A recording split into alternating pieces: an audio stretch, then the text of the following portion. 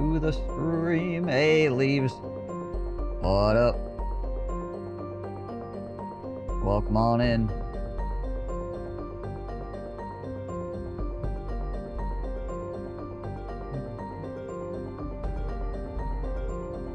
Alright.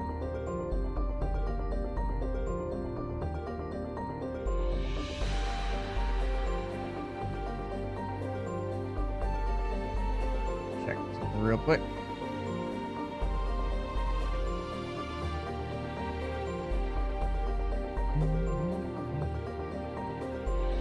Alrighty. Oh, we got some legendary locations completed yesterday. We completed the Holy War. So that's cool.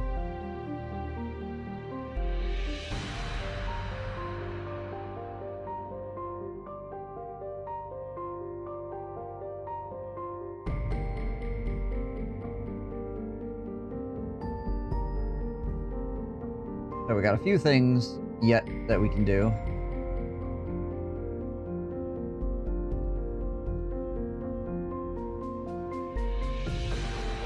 We're looking at fairly solid. Not all of our bros are level 11 yet either, so there's that.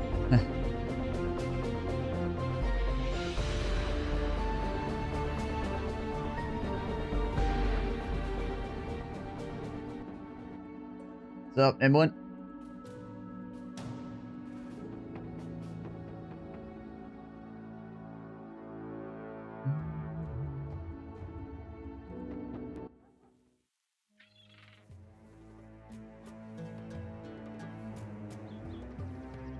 Where's our current fame at, anyways? We are legendary.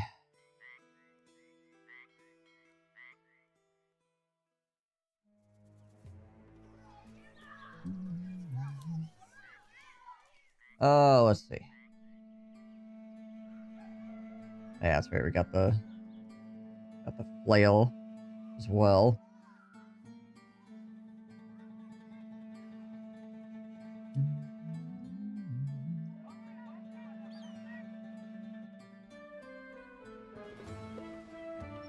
Yeah, right. 8K we're sitting on at the moment. It's not a tremendous amount of money.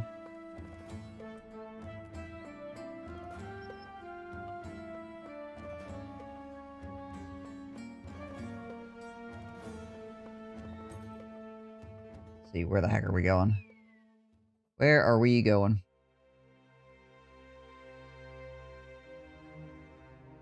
We have a good amount of food. We could explore up here some more, because we haven't yet found the black monolith. We have not yet found the tree. Everybody's resolve that here.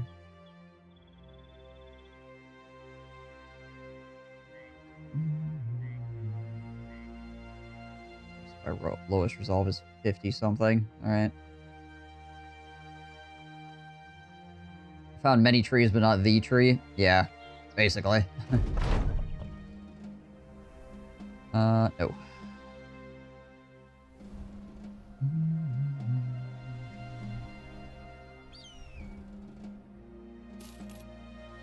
Oh, up here is orc country. There's a lot of freaking orc locations.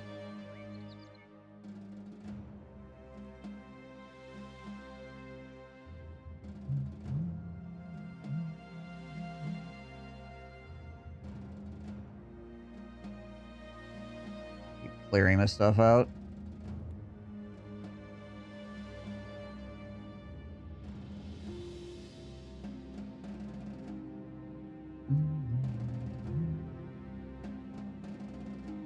Any Kraken in this here swamp?